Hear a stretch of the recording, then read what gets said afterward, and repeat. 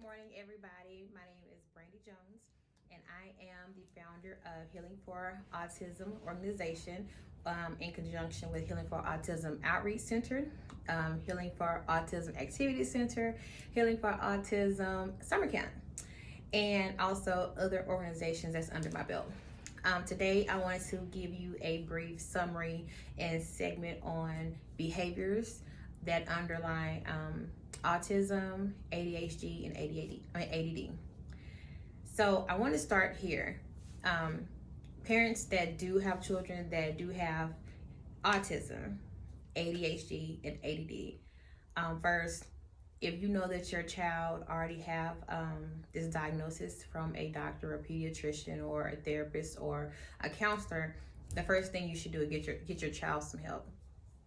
And the reason I'm bringing this up is because I do a lot of segments on different things with children that have intellectual disabilities, but I see a lot of things on the news that really just breaks my spirit. And so a few days ago, we had an incident in Mc Kinney Tx where a child didn't have autism, but he did have ADD and ADHD. And he was 15 years old and he killed his mother. And as I was looking on the news from like CNN and Fox, you just seen like numerous of parents that didn't have children that had those type of disabilities. You just see them say all negative comments like she should have put him in a crazy place, or she should have had him locked up, or she brought it on herself, or just all types of crazy things. So first and foremost, if you're not a parent that has a child with this disability, don't say anything, because you have not lived to see what it feels like. And I can contest to that because I have a child that's 10 years old and he is autistic. And even though he's mildly autistic, I took out time, I took out patience, I took out years on not only training my son, but helping my son. My daughter has too, for like speech therapy, behavior. I reached out to different outside sources that was like 2 years wait, 11 years wait. And so when you're a parent that only have so many resources, you have to try to figure out how to get your child the best help in an adequate time frame. Now, needless to say, if you're a parent that don't have that minimum income, then you just have to try to figure out how to balance a work life and help your child. And if you're a parent that have the money and you have, time, and then you have to work, you still have to balance out, how can I give my child the best help? Is it cost affordable? Is it efficient? Are they gonna help them, or are they just got an organization for money? It's a lot of things, but the main question is, how can I help my child? And so even though I don't know that parent's situation, I really hate that it was to that extent to where the child probably had a meltdown between the ADD and the ADD and the ADHD, but that mother is still gone, and now that child does not have a mother. And whether he knew what he was doing or he did not know what he was doing, he was acting out of anger, you never know. That parent might have went through hell and high water to try to get their child some help and still did not have those adequate resources. My organization, we try our best to help in every shape, form, or fashion with children that have autism and that still have behaviors. There are certain techniques I use with my son when it comes to behaviors and tantrums and stuff like that. And so even though he's 10, he's not, extremely out of control. He's mildly, like from a 1 to a 10, he's like a 1.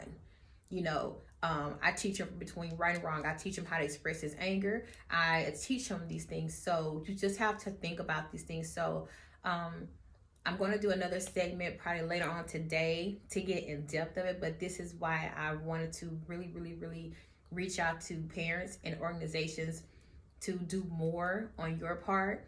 And then for the parents that need that help, do not wait till your child gets to a point to where they're out of control. Because truth be told, we live in a society now where officers are not trained to deal with children that have intellectual disabilities. They're trained to shoot and kill on first sight. And then you might have an officer that can understand, recognize, and see those traits and say, okay, I'm not going to shoot to kill, but I also want to help this adult with this ADHD or ADD or autism or schizophrenia. That also goes into the mental health side of the situation. So you do have some authorities that have been trained, some that do have children like that, so they recognize the signs and they can help instead of I'm going to shoot you because you're resisting, or I'm going to shoot you because you're frightening me and I feel for my life. You know, there's a lot of things that come into factor with that. And so definitely we have to get to another topic of educating our system, educating the first line, you know, people that's always on the first frontier, as you may say, but also educating our community, educating, you know, neighbors and friends and family. You know, if you see a person or a teenager or a child that has ADHD or ADD or autism, don't treat them differently. Try to help them, try to calm them down, try to use certain techniques to de-escalate the situation, because when you do things like that, that'll save that parent and it also saves that child or individual's life at the same time. So before I get off here and go put together some more programs, I definitely want to encourage everybody.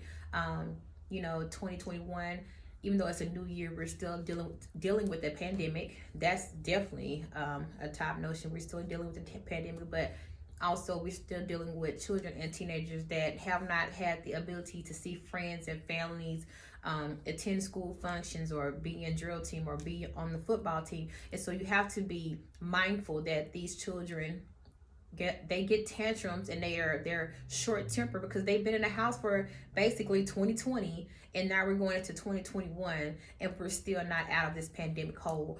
And so it puts a strain on children, and that can be another reason that triggers attitudes and tempers and short fuses and things that you have not been used to dealing with in your household. I mean, I can contest, my daughter's 16 and my son is 10. My son is 10 and he don't like to be in the house that much, but it aggravates him. My daughter's 16. She used to be. So my video went off, but as I was saying, I do have teenagers, a 10-year-old and a 16-year-old, and they're just used to being active and doing things and going places and being with friends and being in the limelight. I have an open life. My life is like a book. And we're always out in public and doing things. So they're used to doing that. And now this past 2020, I've seen a difference in their attitudes and their and so before I get off here today, I just want to encourage everybody, just think before you speak, and tune in. Please follow this, share it, like it, and give me some pointers of what you feel, how we can help our children in this community when it comes to ADHD, ADD, and autism. I'm trying to think of everything because my phone keeps cutting out. But also, I really appreciate your feedback. So I would like for you to share it and like it and subscribe to our YouTube channel. This is something new that we're trying. We usually do everything on Facebook and Instagram. So I'm trying this new YouTube channel.